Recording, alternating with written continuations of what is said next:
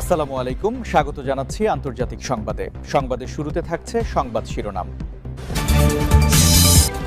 ইরানে কঠোর আঘাত এখনো করিনি, মূল আক্রমণ শিগগিরই, বলেছেন ডোনাল্ড ট্রাম্প। ডোনাল্ড ট্রাম্প সন্তুষ্ট না হওয়া পর্যন্ত ইরানে হামলা চলমান থাকবে, বলেছেন মার্কিন প্রতিরক্ষামন্ত্রী পিট হেগসেথ। মার্কিন ইসরায়েল যৌথ হামলায় আয়াতুল্লাহ খামেনির স্ত্রী মানসুরে খোজাস্তে বাঘেরজাদে নিহত। যে কোনো পরিণতির জন্য যুক্তরাষ্ট্র এবং ইসরায়েল দায়ী থাকবে, জানিয়েছে রাশিয়া। নরেন্দ্র মোদী নেতানিয়াহুর ফোন আলাপ, আঞ্চলিক পরিস্থিতি নিয়ে আলোচনা। শুনছিলেন সংবাদ শিরোনাম, এবার জানিয়ে দিব বিস্তারিত। ইরানে কঠোর আঘাত এখনো করিনি, মূল আক্রমণ শিগগিরই, বলেছেন ডোনাল্ড ট্রাম্প। মার্কিন প্রেসিডেন্ট ডোনাল্ড ট্রাম্প বলেছেন, ইরানের বিরুদ্ধে যুক্তরাষ্ট্র গুরুত্বপূর্ণ সামরিক পদক্ষেপ নিলেও এখনও সবচেয়ে কঠোর আঘাত হানা হয়নি। সংবাদ মাধ্যম সিএনএনকে দেয়া এক সাক্ষাৎকারে তিনি এই মন্তব্য করেছেন।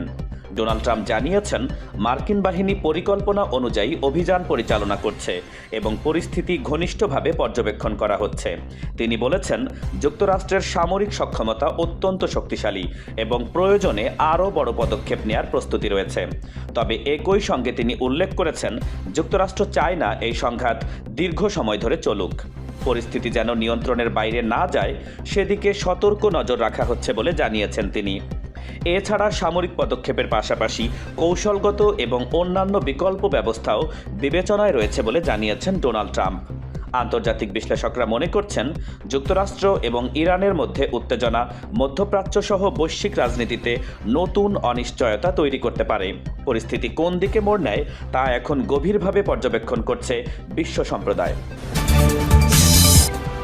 ডোনাল্ড ট্রাম্প সন্তুষ্ট না হওয়া পর্যন্ত ইরানে হামলা চলমান থাকবে, বলেছেন মার্কিন প্রতিরক্ষামন্ত্রী পিট হেগসেথ।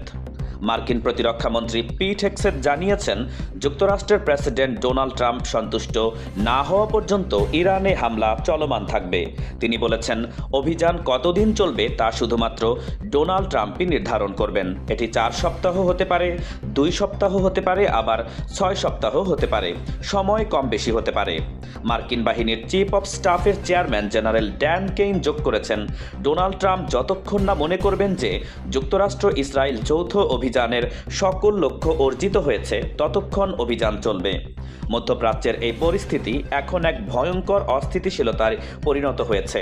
প্রতিটি বিস্ফোরণ এবং হামলা নতুন আতঙ্ক সৃষ্টি করছে এবং বিশ্বের নজর এখন এই সংঘাতের দিকেই।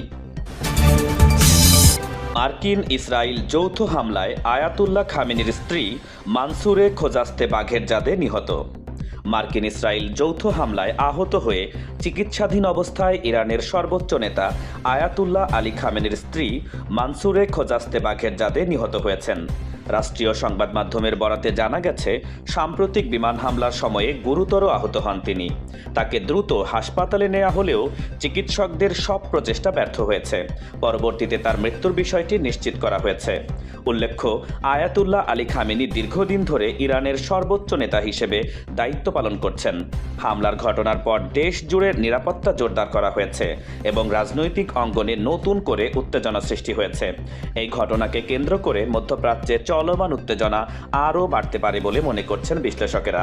আন্তর্জাতিক মহলেও বিষয়টি নিয়ে কূটনৈতিক তৎপরতা শুরু হয়েছে।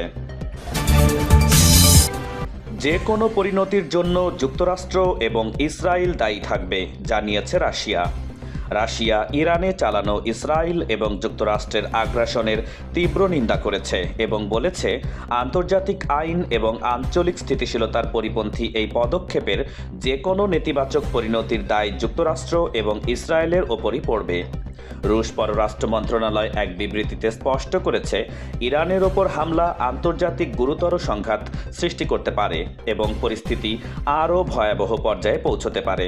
এতে বলা হয়েছে, ইরানের ওপর হামলাটি শুধু সীমিত সংঘাত নয়, বরং ব্যাপক অস্থিরতার দিকে ধাওয়া করতে পারে, যার দায় যুক্তরাষ্ট্র এবং ইসরায়েলেরই নেওয়া উচিত। রাশিয়া বলছে, এই সংকটের যে কোনো নেতিবাচক ফলের জন্য যুক্তরাষ্ট্র ইসরায়েল দায়ী থাকবে, বলেছে মস্কো। আঞ্চলিক সংঘাত আরও জটিল হতে পারে এবং এর ভবিষ্যৎ প্রভাব বিশ্ব রাজনীতিতেও ব্যাপক তাৎপর্য বহন করবে বলে মনে করছেন বিশ্লেষকেরা। যে কোনো পরিণতির জন্য যুক্তরাষ্ট্র এবং ইসরায়েল দায়ী থাকবে, জানিয়েছে রাশিয়া ইরানে চালানো ইসরায়েল এবং যুক্তরাষ্ট্রের আগ্রাসনের তীব্র নিন্দা করেছে এবং বলেছে আন্তর্জাতিক আইন এবং আঞ্চলিক স্থিতিশীলতার পরিপন্থী এই পদক্ষেপের যে কোনো নেতিবাচক পরিণতির দায় যুক্তরাষ্ট্র এবং ইসরায়েলের ওপরই পড়বে। রুশ পররাষ্ট্র মন্ত্রণালয় এক বিবৃতিতে স্পষ্ট করেছে, ইরানের ওপর হামলা আন্তর্জাতিক গুরুতর সংঘাত সৃষ্টি করতে পারে এবং পরিস্থিতি আরও ভয়াবহ পর্যায়ে পৌঁছতে পারে। এতে বলা হয়েছে, ইরানের ওপর হামলাটি শুধু সীমিত সংঘাত নয়, বরং ব্যাপক অস্থিরতার দিকে ধাওয়া করতে পারে, যার দায় যুক্তরাষ্ট্র এবং ইসরায়েলেরই নেওয়া উচিত। রাশিয়া বলছে, এই সংকটের যে কোনো নেতিবাচক ফলের জন্য যুক্তরাষ্ট্র ও ইসরায়েল দায়ী থাকবে, বলেছে মস্কো। আঞ্চলিক সংঘাত আরও জটিল হতে পারে এবং এর ভবিষ্যৎ প্রভাব বিশ্ব রাজনীতিতেও ব্যাপক তাৎপর্য বহন করবে বলে মনে করছেন বিশ্লেষকেরা। নরেন্দ্র মোদী নেতানিয়াহুর ফোন আলাপ, আঞ্চলিক পরিস্থিতি নিয়ে আলোচনা। ভারতের প্রধানমন্ত্রী নরেন্দ্র মোদী এবং ইসরায়েলের প্রধানমন্ত্রী বেনিয়ামিন নেতানিয়াহু টেলিফোনে বর্তমান আঞ্চলিক পরিস্থিতি নিয়ে বিস্তারিত আলোচনা করেছেন। নরেন্দ্র মোদী তার ফেসবুক পোস্টে উল্লেখ করেছেন, সাম্প্রতিক ঘটনাবলীর কারণে ভারতের উদ্বেগ রয়েছে এবং তিনি এই উদ্বেগ নেতানিয়াহুর কাছে তুলে ধরেছেন। আলোচনায় নরেন্দ্র মোদী আলোচনা করেছেন বেসামরিক নাগরিকদের নিরাপত্তাকে সর্বোচ্চ অগ্রাধিকার দেওয়ার প্রয়োজনীয়তা নিয়ে। মোদী বলেছেন, সংঘাত দ্রুত বন্ধ হওয়া উচিত এবং ভারত যত দ্রুত সম্ভব শত্রুতার অবসান চায়।